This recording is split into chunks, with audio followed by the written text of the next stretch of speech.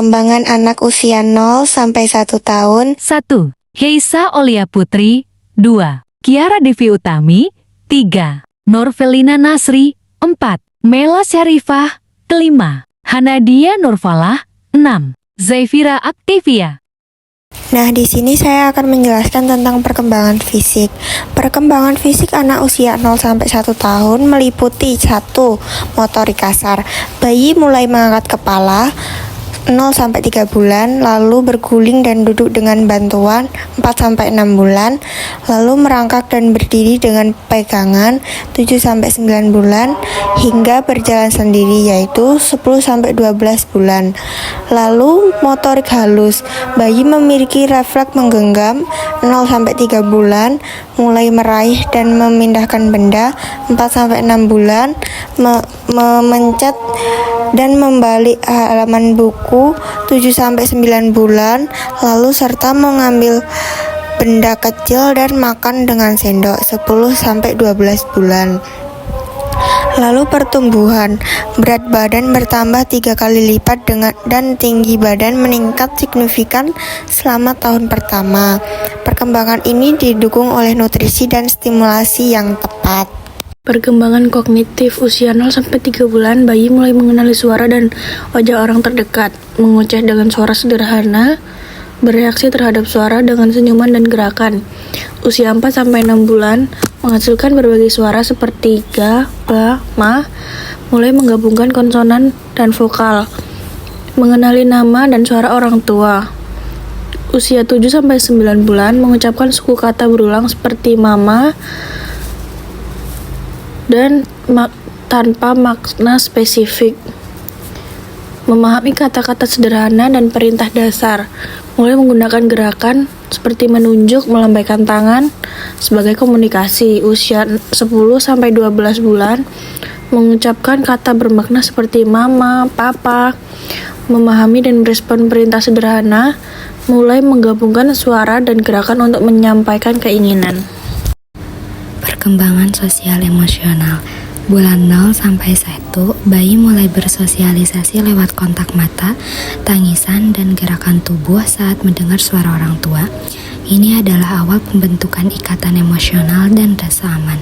Bulan kedua, bayi mulai tersenyum sebagai respon sosial, lebih tertarik pada orang daripada benda, dan mulai menunjukkan ekspresi marah saat tidak nyaman. Bulan ketiga, bayi dapat meniru ekspresi wajah seperti tersenyum saat orang lain tersenyum, menunjukkan interaksi sosial yang lebih aktif.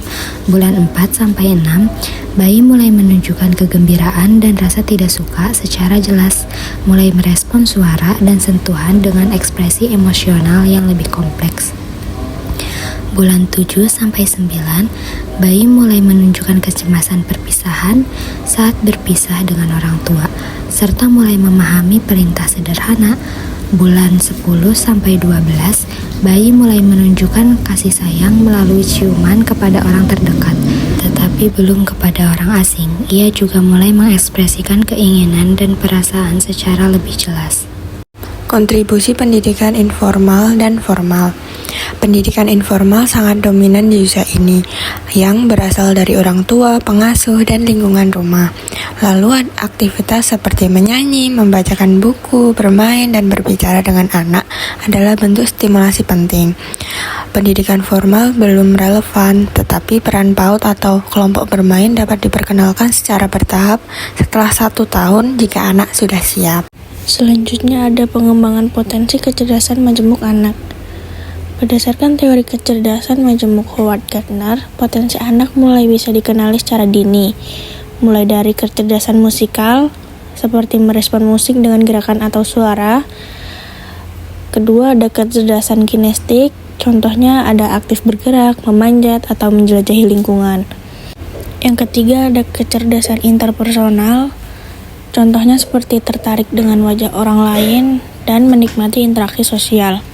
Yang keempat, ada kecerdasan intrapersonal, yaitu mengenali kebutuhannya seperti lapar, lelah, dan menunjukkan reaksi.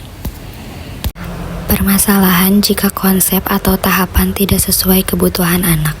Jika tahapan perkembangan tidak distimulasi atau tidak terpenuhi, dapat muncul masalah seperti keterlambatan motorik, tidak bisa duduk atau berjalan sesuai usia, keterlambatan bicara, tidak berceloteh atau tidak merespon suara, masalah sosial emosional, tidak menunjukkan ekspresi atau tidak terikat dengan pengasuh, kesulitan belajar di masa depan jika kecerdasan majemuk tidak dikenali dan dikembangkan sejak dini.